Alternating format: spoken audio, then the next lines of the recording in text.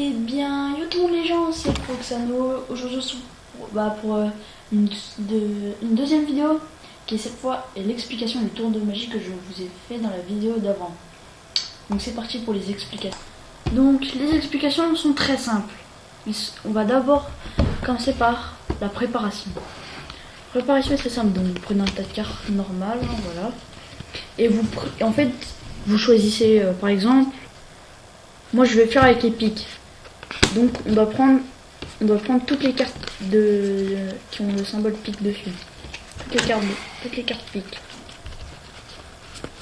Donc attendez, je prends les cartes pique. Bon, après on peut le faire avec n'importe quelle valeur. On peut le faire avec cœur, trèfle, carreau. On peut le faire avec n'importe quel symbole. Voilà, donc une fois que vous avez toutes les cartes du symbole que vous avez choisi, vous mettez dans l'ordre des puissants. Roi, dame, valet, 10, 9, 8, 10, 9, 8, 7, 6, 5, 4, 3, 2 et As. Donc une fois que vous avez mis dans cet ordre, donc si on reprend comme ça fait As, 2, 3, 4, 5, 6, 7, 8, 9, 10, valet, dame, roi. Et donc, du coup vous allez prendre votre paquet et vous allez mettre ça votre tas de pique, enfin bref, moi je le fais avec le pique, même si pour la vidéo je l'avais fait avec le cœur. Donc on le met ici en dessous du paquet, voilà. Et en fait après vous allez prendre votre paquet et vous allez seulement bien étaler le début du paquet, car en fait il ne faut surtout pas qu'il prenne une carte pique.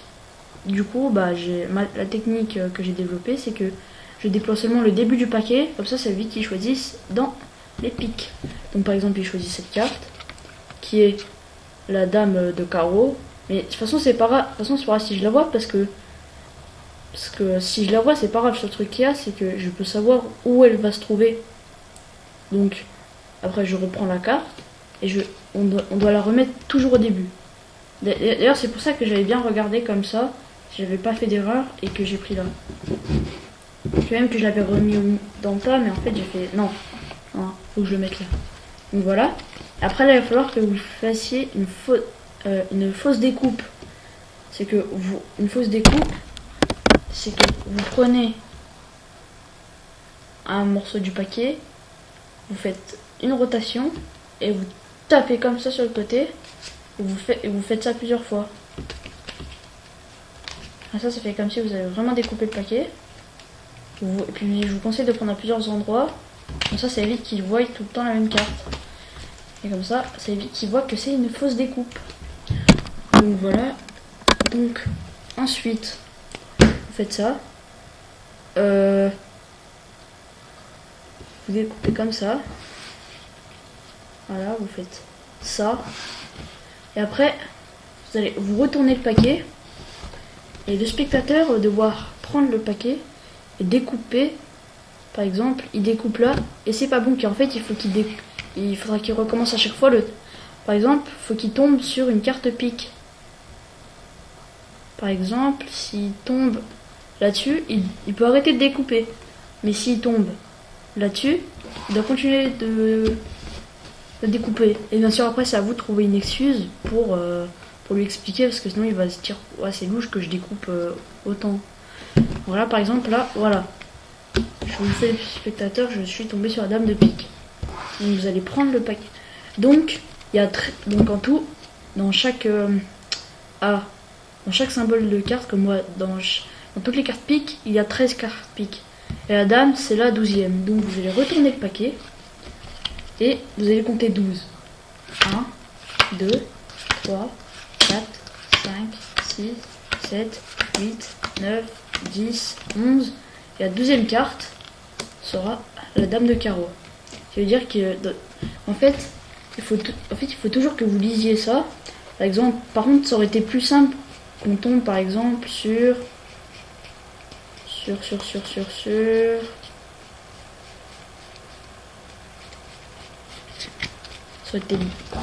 aurait été bien plus simple qu'on tombe par exemple sur le 4 de pique. On n'aurait pas eu.